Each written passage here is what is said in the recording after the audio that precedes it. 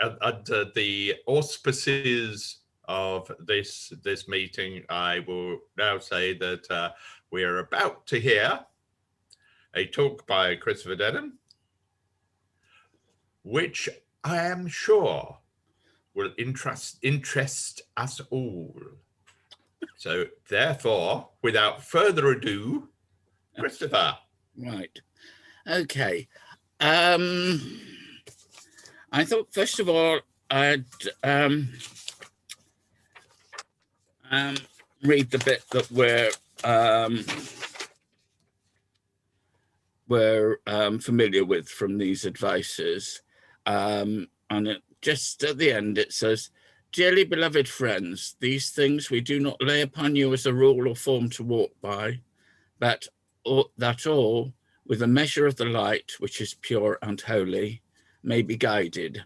And so in the light, walking and abiding, these things may be fulfilled in the spirit, not in the letter. For the letter killeth, but the spirit giveth life." And I've already forgotten to put myself on speaker view, so better from, oh, no, I don't see myself, that's lovely. So these were 20 advices that were issued, and it says, "From the elders and brethren, send unto the brethren in the north these necessary things following, to which if you in the light wait to be kept in obedience, you will do well, fare you well." And then they tail it, I can find that bit, is, "From the spirit of truth to the children of light, to walk in the light, that all in the order be kept in obedience to God, that he may be glorified, who is worthy over all, blessed forever." Now, I have, from previous experience of doing George Fox's letter, I've cut bits of repetition out of these things. And I have made notes, and I'm not sure whether, well, if I do the first one in two ways, and you can then say which you'd prefer. The first way is just to read out what they say. And this is advice 1, that the particular meetings by all the children of the light be duly kept and observed, where they be already settled every first day of the week. Now, if you liked, I could do an IE after particular and say local, and after first day of the week say Sunday, or is that all something, or are you happy with the original wording? Oh, you've all gone to sleep, so that's all right. I'll continue with the original wording then. That's good. Can I actually say, I always think the first day of the week is Monday. Ah, well, it wasn't, yes. That's because it's the first day of the working week and you've always worked so hard. But anyway, I grew up knowing it was Sunday. Yeah, Sundays for Quakers, anyway. Right, and they go on, and that general meetings be kept in order and sweet in the life of God on some other day of the week than on the first day. And advice 2, that care be taken that meetings be in such places as may be for the most convenience of all, without respect of persons. So now I'm not clear whether to do, well, is there 20? Shall I read the first 5 of them, and then we can have discussion of those, or you can ask any questions, and then we can move on. Number 3, that if any person draw back from meetings and walk disorderly, someone should go to exhort and admonish such with a tender, meek spirit. And if any after admonition do persist in the thing not good, let them again be admonished and approved before 2 or 3 witnesses. And if still they persevere in them, then let the thing be declared to the church. And when the church hath reproved them for their disorderly walking and admonished them in a tender and meek spirit, and they do not reform, then let their names and the causes and such as can justly testify the truth thereon, and their answers be sent in writing to some whom the Lord hath raised up in the power of his Spirit to be fathers, his children to gather in the light, that the thing may be known to the body, and with the consent of the whole body, the thing may be determined in the light. Number 4, that as any are moved of the Lord to speak the word of the Lord at such meetings, that it be done in faithfulness, without adding or diminishing, and if at such meetings anything at any time be otherwise spoken by any out of the light, let someone speak in the light, as of the Lord they are moved, in meekness and godly fear to him, but let it be done in private betwixt them two, and not in public meetings. The 5th one is that collections be timely made for the poor, for relief of prisoners and other necessary uses, as need shall require, and all monies so collected, an account thereof to be taken, from which every need may be supplied, as made known by overseers in every meeting. So over to you. I mean, this was issued in 1656 or 1657.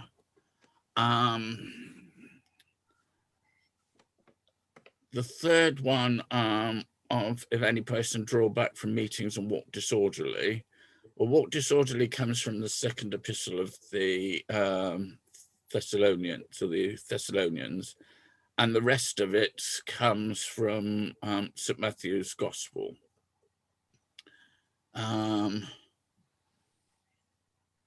My comment is how I would have expected a lot to have changed, but it seems to me that a lot of this is what we'd expect to happen now.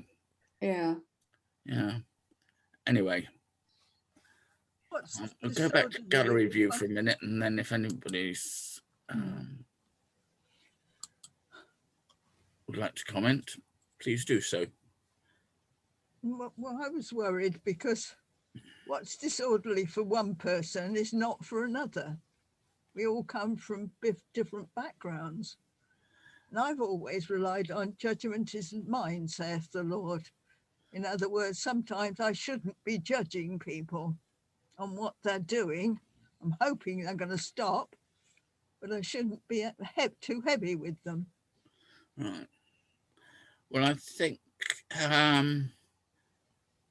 that's like the bit of with the tender meek spirit, isn't it? And like the bit from Isaac Pennington that helping one another up with a something hand. I can't remember. Yeah. But I think one of my favorite pamphlets about somebody walking disorderly, and I can't remember what the first line of the title is, but the second line, or Quakerism no buggery. And it basically said that if somebody, in this case, hadn't been to meeting for 6 months, what they get up to with their horse has got nothing to do with Quakerism. And I think even now we'd consider that to be disorderly. But yes, I mean, I think we've changed that our understanding of psychology has changed, I think. Because it doesn't say so here, but early Quakers thought you could be perfect if you followed the light, and that you could be led to being perfect, which I would be surprised if anybody amongst friends believe that now. I imagine the disorderly reference referred to conduct in meetings, but it's obviously far wider. Yes, it is. I think from early on, friends were, it was very important how they were seen by other people. I think because there were a lot of people out there willing to, prepared to catch them up at any time that they could find one.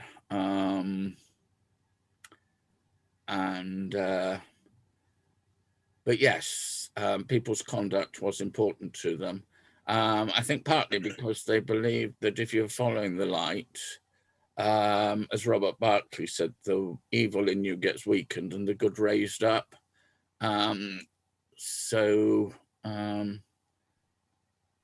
Yes, I think possibly it's the myth of one of those, the birth of one of those myths, isn't it? That Quakers are such good people. How far, Christopher, do you think friends would have gone before they actually shunned the person from the meeting? Well, from what I've seen over the years, is it could be fairly quick, or it could go on for years. I mean, I was doing some research once. I'm reading the minutes of Strickland area meeting, which no longer exists, but is up past Kendal towards Penrith, was the area. And there was somebody there who were thrown out after they'd got married in the meeting, which was fine, but they'd employed a band and had dancing afterwards. And even worse, they gave the band beer and the band got drunk. And they got, the whole family got thrown out straight away, which seems, but I seem to remember a case in Somerset where, well, one would imagine the chap was probably an alcoholic, but, he drank too much and, did it repeatedly. And, it went on for years of them, talking to him and him saying, yes, he'd try a bit better, and friends, saying good. And I don't think he was ever thrown out. So, whereas some things, if you got married before a priest, you could get, that tended to be very, very quick that would be testified against. But it's surprising how many people are let back in a couple of years later when they've said they're sorry. I had an elderly friend in Sussex whose father was severely admonished because he bought the family a piano. Far back. Yes. Then we are told that forgiveness is mine, saith the Lord. And who are we to judge others? We have had a paedophile, haven't we? I've not seen him since, so I assume he was removed, but we've had a paedophile in the Quakers. And we've had people who use our platform for political speeches. That again happened in Sussex, yes. Yes, I can remember Redland friends being very embarrassed by a friend who went on the radio and said that he was trying to sell nuclear shelters to people so that they'd be safe in time of nuclear war. Whereas, friends thought that was actually a misunderstanding of how we stood on peace. And in fact, what was amusing in his case is that he bought one for himself, but discovered when he was digging up his driveway to put it in, that there was a massive pipe there. And I believe his son, one of his problems when his stepmother died, you know, many years later, was that he'd got this shelter to dispose of. Was still there. So I think, and I mean, I can remember the yearly meeting where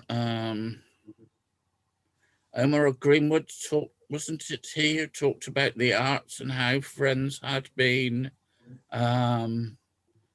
you know, against music and theatre and novels and all sorts of things that we nowadays think are can be very helpful to our spiritual lives, but they thought they were a hindrance. We did have a friend, I don't know who else will remember this, who we struggled with for years, who actually was writing letters all over the country to people, essentially saying that, or essentially inciting people to murder homosexuals. He was obviously very disturbed, but it was a real dilemma that went on for years, how we deal with him. Yeah. Yeah, I mean, this was before paedophiles were invented, if you see what I mean, or but I can remember a member of the area meeting who actually eventually served a prison sentence for the sex that he had with children in a family that he was had a caring role. But what struck me then, which is something you couldn't do nowadays, that two friends who have had children of the same age as the ones he'd misbehaved with, you know, invited him into their home to stay there while things were going on, which which really impressed me. But you know, nowadays we're much more aware of how much damage. Do you want to go forward with your next ones, Christopher? Yeah. Or we have run out of time. Right, yeah. Well, you know, it can go on for 20 weeks if you like. We do one a week. Right. Let's have the next 3 or 4 then. Right, I did the one about collections, didn't I? Right. Yes. 6th one is that care be taken for the families and goods of such as are called forth into the ministry or who are imprisoned for the truth's sake. Number 7, that is, any are moved to take a brother or a sister in marriage, let it be made known to the children of light, especially to those of the meeting of which the party are members, that all in the light may witness it to be of God, and let them be joined together in the Lord and in his fear, in the presence of many witnesses, that no scandal may rest upon the truth, nor anything be done in secret, but all things brought to the light, that truth may triumph over all deceit. And that they...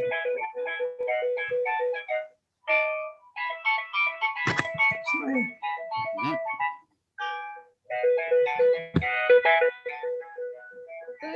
Oh, sorry, I haven't gone back on to speak of you, have I? This is... I'm very sorry for it. That's all right. I forgot this new phone. Yeah. Good one. I need one like that. Right, where, yes. The truth may triumph over all deceit, and that they who are joined together in the Lord may not by man be put asunder, whom God hath joined together. That there may be a record in writing, witnessing of the day, place, and year of such things, kept within the meeting, of which the one or both of them are members, under which writing the witnesses present may subscribe their names, or so many of them as be convenient, for the stopping of the mouths of gainsayers, and for the manifesting of the truth to all who are without. That a record be kept in every meeting of the births of the children of such who are members of that meeting, and of the burials of the dead. That husbands and wives dwell together according to knowledge, as being heirs together of the grace of life. That children obey their parents in the Lord, and that parents provoke not their children to wrath, but bring them up in the nurture and fear of the Lord, walking before them as good examples in gravity and godliness, providing things honest in the sight of God and man. That servants be obedient to them that are their masters, in things that are good, in singleness of heart, not with eye service or as men pleasers, but as the servants of Christ, doing the will of God from the heart, with good will doing service, knowing whatsoever good thing any man doth, the same shall he receive of the Lord, whether he be bond or free. And that masters give to their servants that which is just and equal, forbearing, threatening, knowing that their master is also in heaven, neither is there respect of persons with him. And that care be taken that none who are servants depart from their masters, but as they both do see in the light, nor any master to put away his servant, but by the consent of the servant.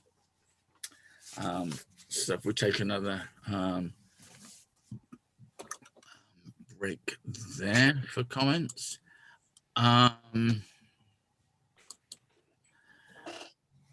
mean, servants was an overall, because most people worked in small businesses or, you know, ran households.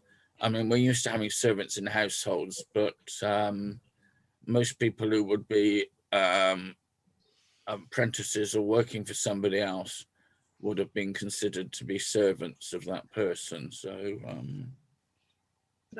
today we would have to think, if someone worked for us, I've got a cleaner and I pay her the national minimum wage, which is not what the other cleaners are being paid, but I do it because it's principles. And yeah. I assume that other friends have that moment when you make those sort of decisions.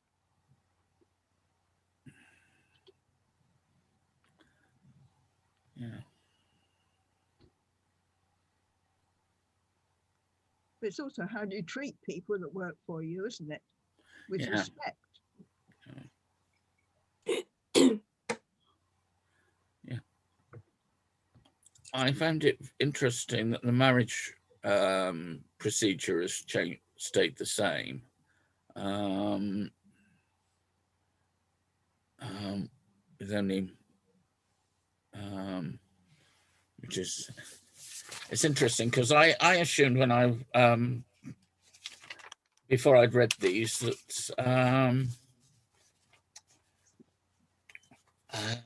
you know, things will be very different now. Anyway, should I go on again? I think Can I just say, sorry. I think Sue wanted to say something. Yeah, you're right. I was just thinking about the marriage procedure before you spoke, Christopher, and in many ways it has stayed the same, but why the difference is in the spirit. It does seem to, it has struck me in recent years that people think of Quaker weddings now as a wedding that happens to be in a Quaker meeting house, rather than a wedding of a Quaker in front of Quakers, and that's what it's about. You know, that it does seem to have moved away from that, and I feel that I find that sad that they are much more, they are secular, and some Quakers are allowed to go along. Quite well, not always, but that has happened a number of times recently. I've had friends divorce, And Sorry? some of them had a terrible time in the past, from my memory. I mean, it wasn't made easier for them from what some of the elders were saying. No, I mean, but again, it's changed. I mean, I can remember Norman Gibbons telling me about one friend who, you know, we never saw at meeting. But she'd been the meeting's first unmarried mother. She'd met an American serviceman during the war. And, you know, one thing had led to another, as it sometimes does. And so there have been changes, but I think, yes, because I can remember some years ago, quite a few friends in Redland being really put out when two friends whose divorces weren't through were already trying to book their wedding. You know, so perhaps we do need to appoint Susan as the next registering officer so she can, you know, frighten them to death. Right. Sorry. Anybody else before I? No. Right. Go back to the right.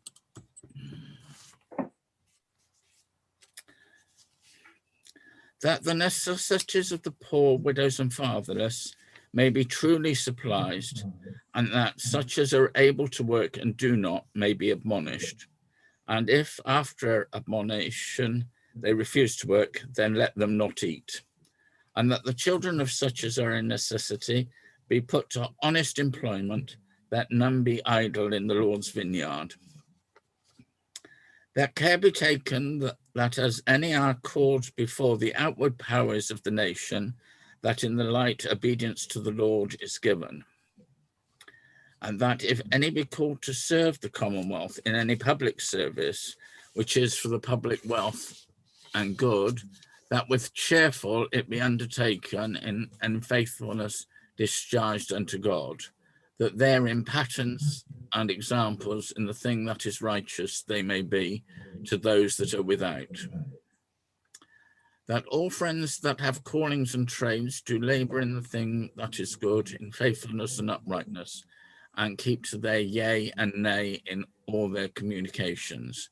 And that all who are indebted to the world endeavour to discharge the same, that nothing that they may owe to any man but to love one another. Right, I think that's a convenient space to pause again.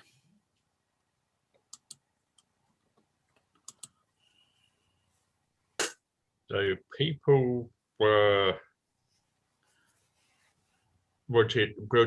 offer employment to others if they were unemployed, type of thing, you know, which given the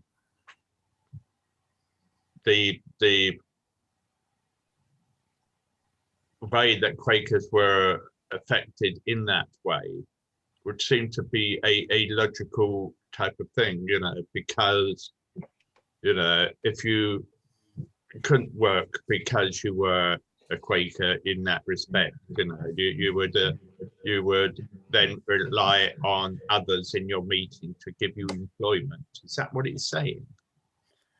I think so. I've been reading some documents of Bristol area meeting from about 50 years after this, and they seem to have developed. At that time they had the workhouse and people did work there, but particularly with children, they would expect them to do some work because, of course, in those days children were expected to work from quite a young age, but they would also provide them, you know, give for them to go to the Quaker schoolmaster so they'd learn to, you know, read and write and arithmetic and the things that are needed in life. And later on, the meeting would actually pay for them to be apprenticed to somebody suitable, so that they would learn a trade. And I personally think one of the reasons that the Society of Friends is so middle class is that, in fact, you know, early Friends put a lot of effort into, you know, helping poor friends up from their position into a position where they could earn money. But it may be somebody will do some research and discover that, in fact, the poor friends tended to die young, and that's why there weren't any of them anymore. But you know, I do think they're what they were doing was good for the time anyway. When they were these records you're looking at, what year were they? About 15 years later, just 1704-5, but it had been going on for a while before. If you've got Russell Mortimer's transcriptions of the minutes, I think I can never remember when the workhouse came into being. Speenham Land Act. Sorry? The Speenham Land Act.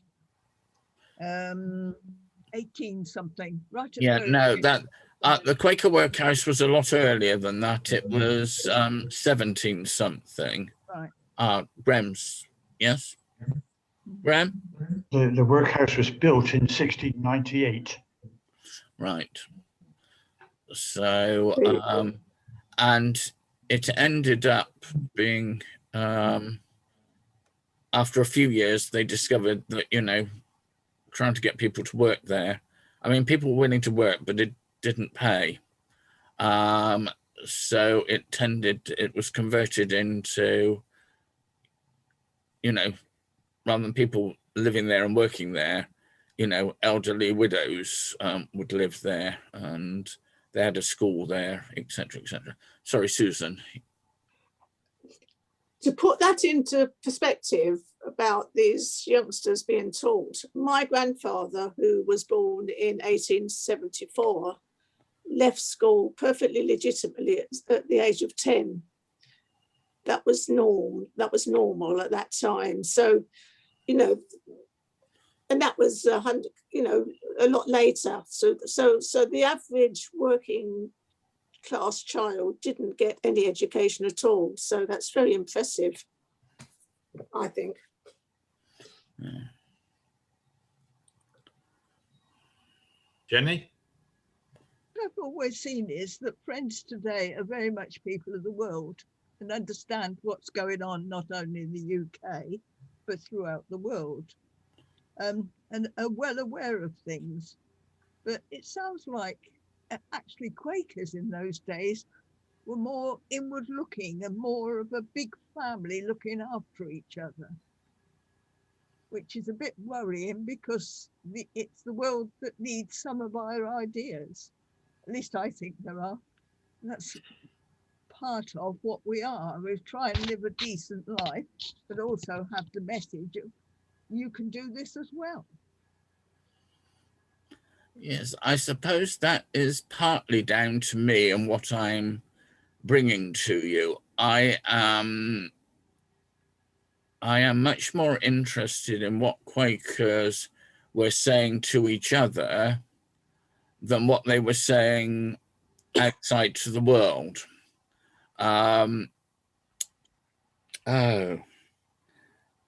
Some people may remember a book by Christopher Hill written some years ago called The World Turned Upside Down, which was about sex during the Civil War. And what he said about Quakers, he just took from the papers they were issuing to the world, which in fact is quite different from what they were saying to each other. So yeah, I think you yes. I don't want to be challenged to find something about that, because I don't want to know.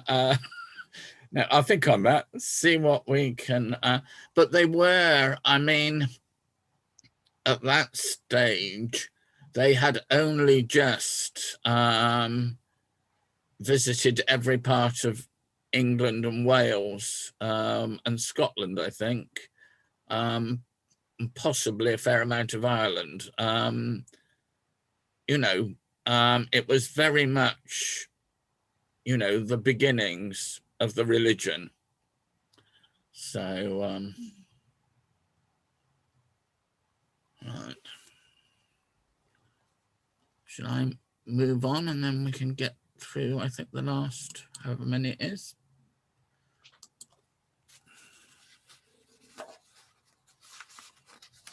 Right. That no one speak evil of another, neither judge one another, that none may put a stumbling block in his brother's way, that none be busybodies in others' matters, but each one to bear another's burdens, that they may be sincere and without offence, and that all things which are honest be done without murmurings and disputings, that they may be blameless and harmless, without rebuke, in the midst of a perverse nation, amongst whom they may shine as lights in the world. That Christian moderation be used towards all men, that they who obey not the word may be won by those that in the word dwell. 19, that elders made by the Holy Ghost feed the flock of God, taking the oversight thereof willingly, not by constraint, but of a willing mind, neither as lords over God's heritage, but as examples to the flock of Christ. And the last one, that the younger submit themselves to the elder, yea, all be subject one to another, and be clothed with humility. For God resisteth proud, but giveth grace to the humble. And that was and that's the end of the list.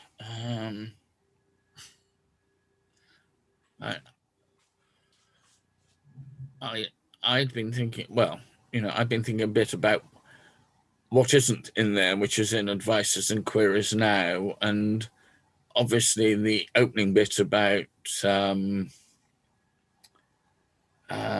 take care, dear friends, of Okay. I do apologize for. Sorry. That's all right. And there's no mention of peace or international relations or very much on the affairs of the world.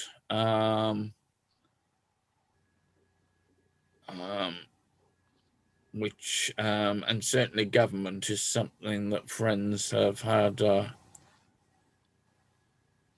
kind of hot and cold attitude towards quite a bit over the years. Anyway, time for me to shut up for a while and listen to what you've got to say. I do worry about Friends sometimes about marriage, but that's because I was around when bad things happened in Cambridgeshire meeting for a member that divorced his wife. I do feel that relationships, I mean, I've been married 63 years and there have been bumps all the way, because on both sides. And it's partly also because your children play you off against each other. Let's be quite honest about that. But love's still there, caring, and that's what matters. And I do understand that there are relationships that should end. Sometimes you come across couples and you think, this is sad. This is a prison for both of you. The time has come to split. But you can't say that to them because that's their decision, not ours. And I assume that Friends likewise would leave alone and let them tread their own lives, as it were.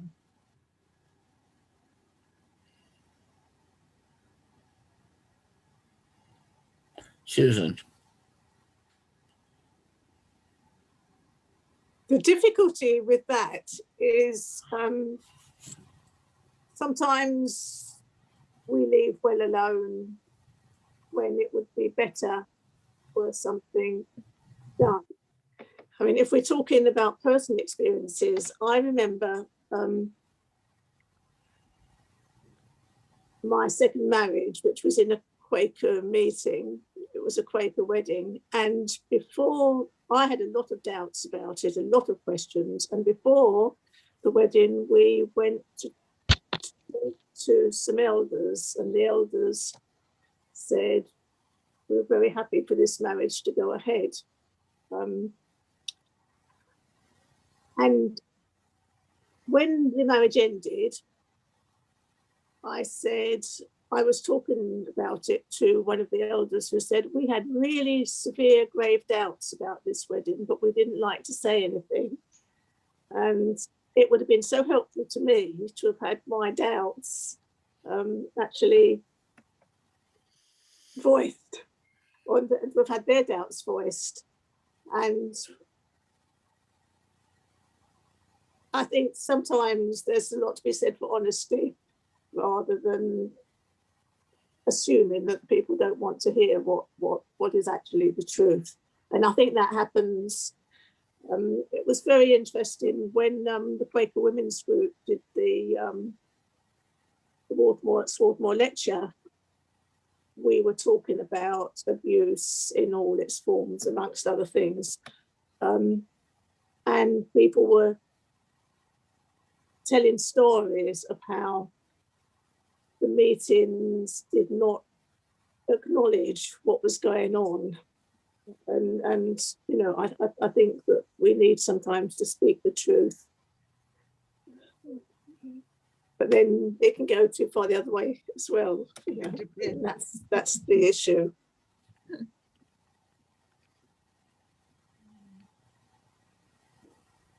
From listening to the last bit of the advices, you know, that one should be virtually meek and mild, I think I would have been demolished quite a lot, because if there's one thing which I am not, I think, is meek and mild, you know. But there you go. That's part of my makeup, part of my ego, which I struggle to keep under control sometimes.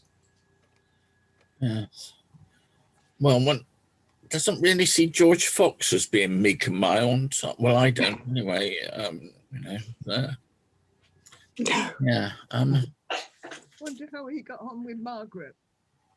Well, they spent a lot of time apart, which, you know, it's somewhere I read that he came to Bristol and she joined him because there had been some gossip. yeah. Where did I get that from? I'm not sure, but I think there had been, after her husband died, I think there was some gossip. And of course they got married in Bristol. But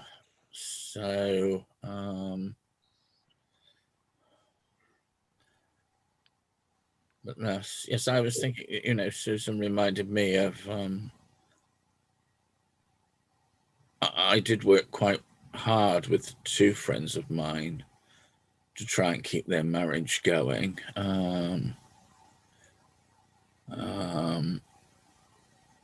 But failed at it, which, you know, looking back, I think was inevitable, but I'm not sorry, you know, for what I said and tried to do. It's, and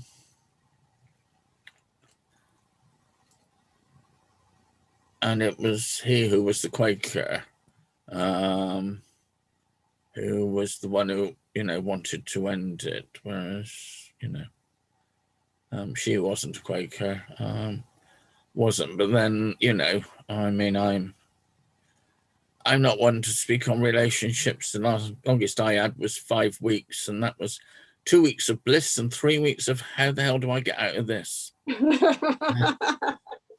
Fortunately, the other person had been thinking the same thing, so we parted amicably. But it's anyway. From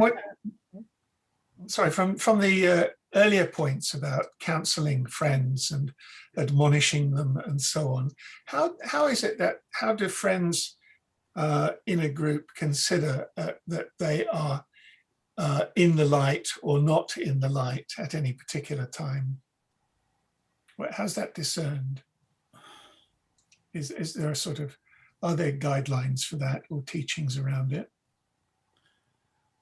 Well, I certainly think early friends were clear that they were in the light, which is why, you know, they had problems with James Naylor because, you know, and there was a John Parrott as well, and then the Wilkinson story separation where, you know, people felt very different.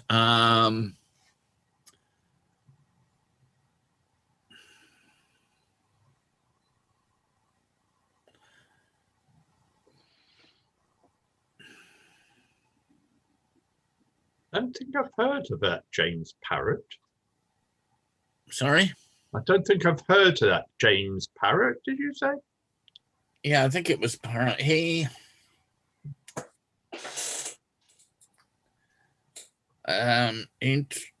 traveled to Italy with another friend, and they were picked up by the Inquisition. The other friend was executed.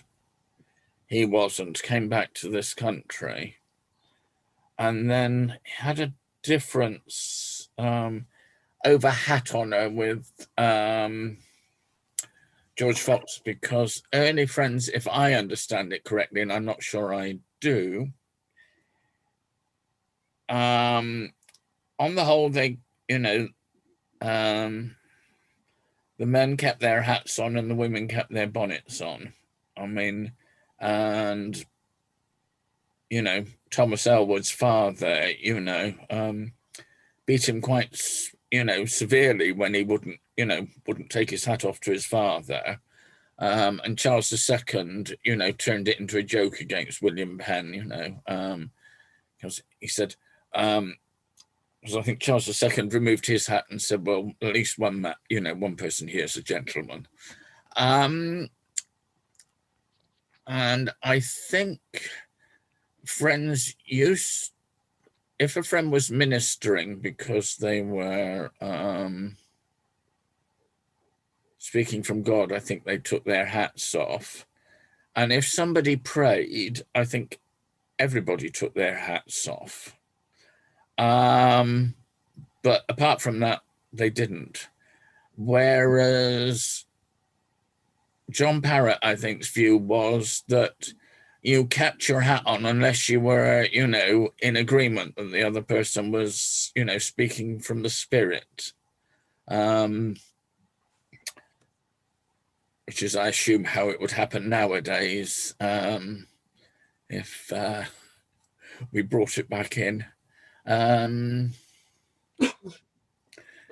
So, you know, well, I mean, I'm sure we can all remember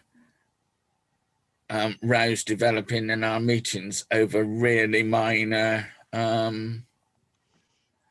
things. I can remember Eleanor Brunton upsetting people at Redland by suggesting it might be nice if we had a cross on the wall. But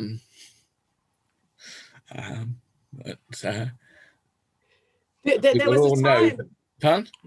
There was a time when central meeting used to have alternating between having an elder's bench and not, because there was one elder who insisted that there be an elder's bench, and when he was there they had one, and when he wasn't there they didn't have one. And this was not that long ago.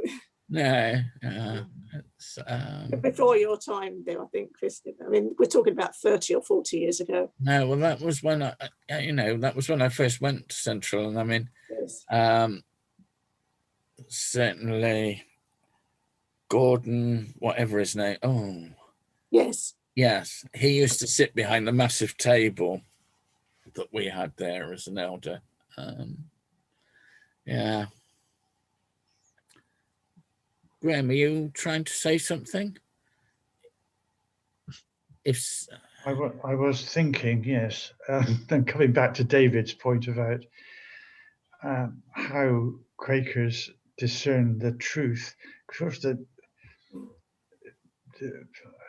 it used to be said that the meeting for clearness was an essential precursor to any two people getting married, an opportunity for those who were close to the two potential partners to speak openly and honestly about whether the local Quaker meeting, the monthly or area meeting, would be right in appointing a meeting for worship for this wedding to take place. And that is a sort of blessing on the union and an expression of belief that it is right in God's sight for these two people to come together. And perhaps if that procedure were followed more rigorously nowadays, it would help to ensure that Quaker marriages did not break down. But of course, since then, the meeting for clearness has had a wider application. And I welcome that. I think it's a good thing that where any individual has a dilemma over some major potential change in their lives, change of employment, change of career, getting divorced, whatever it is that they are wrestling with, that having a group of close friends who will speak openly and honestly about the situation, while of course leaving the decision to the focus person, the individual who has called the meeting for clearness. I think that's good. And wherever a group of like-minded people come together with different backgrounds, different experiences, of course, but share honestly their views of the situation, it's more likely that the final decision will be held in the light and that truth will prevail rather than people making mistakes which will almost certainly hurt them, but probably hurt other people as well around them.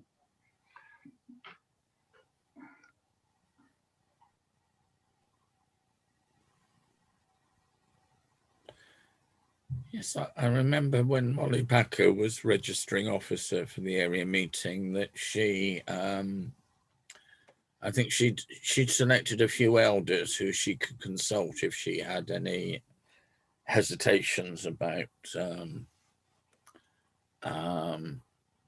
somebody who'd applied to, have a Quaker wedding, but she certainly thought it was part of her responsibility to be clear, whether it was something the area meeting should grant.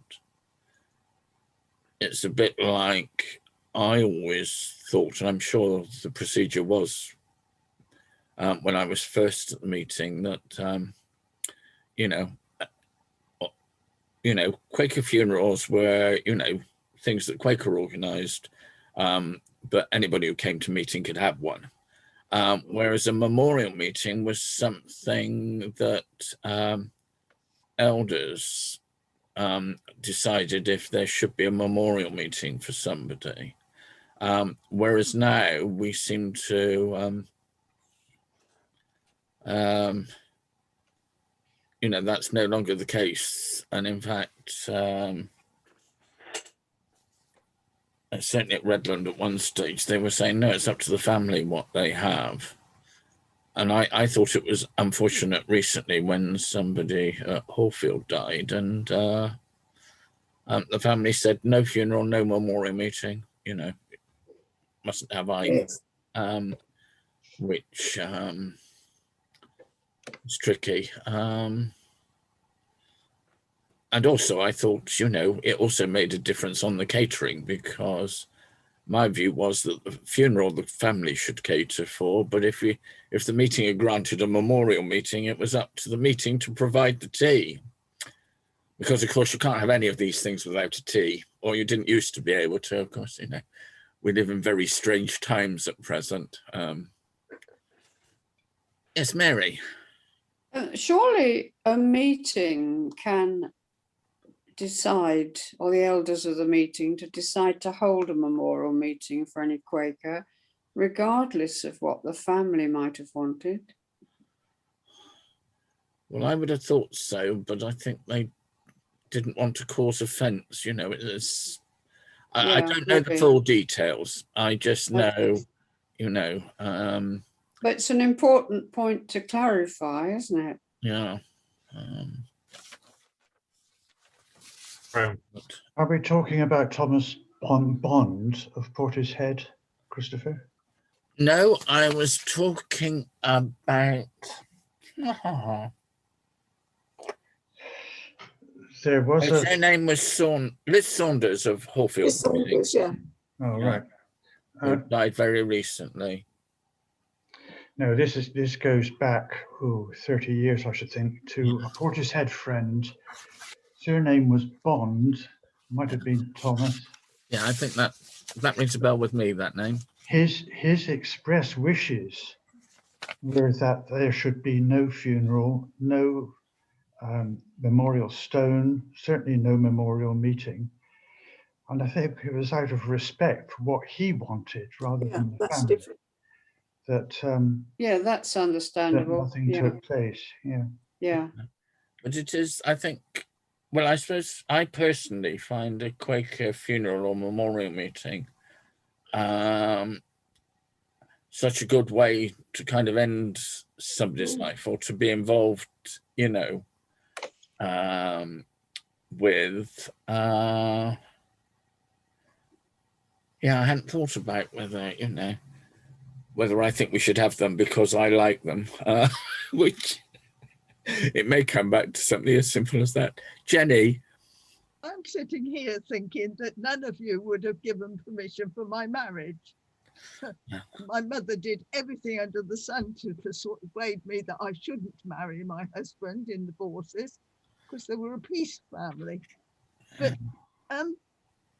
many years later, she'd always said it would only last 3 or 4 years and that would be the end of it. And she said when she was dying, I said, your marriage wouldn't last. I said, yes, Mum, you got that wrong. So I think sometimes opposites do match, providing one changes. And I did have my mother also say, goodness, what have you done to that man? He's not at all like the one you married.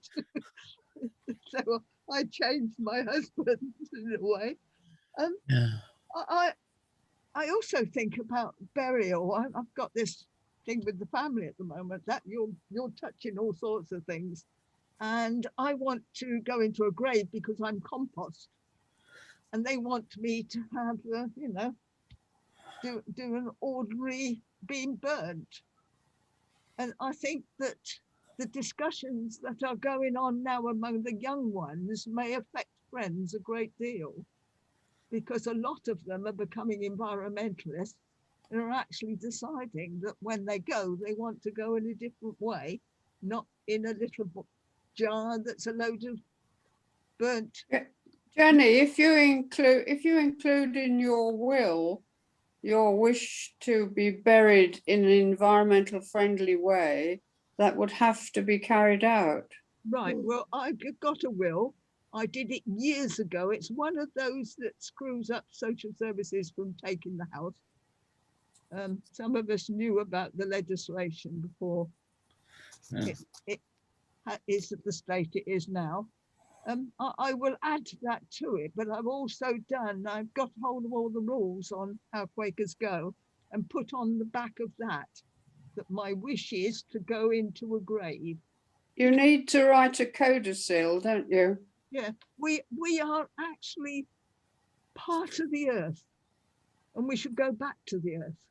Yeah, you can do. Yeah. Not yet. But you're stirring things in me, and I'm sure friends sitting around on the screen are also thinking about things that have happened in their own lives that are quite relevant to this discussion, because we all have feet of clay. Yeah. David.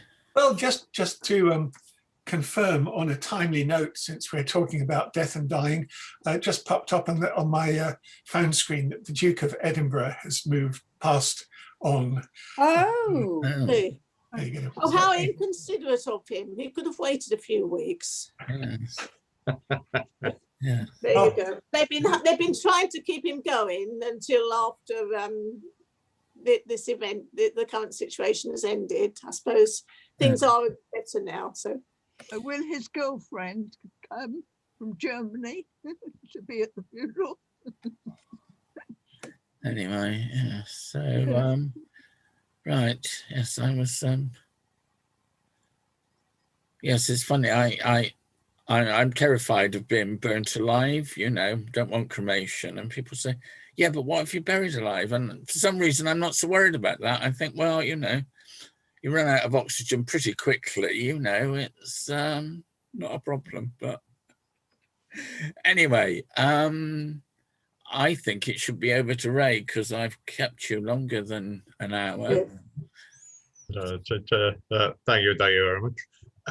Yes, it's been an interesting hour, which I think we would agree, you know, that some things have changed, and lots of things have stayed the same, you know. But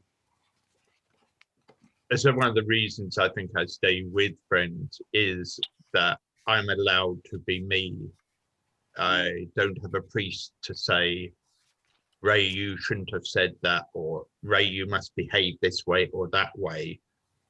You know, I always call Quakers or the Religious Society of Friends a grown-up religion, that we know our own minds and we're allowed to have them. So thank you very much for this discussion this hour, Krista.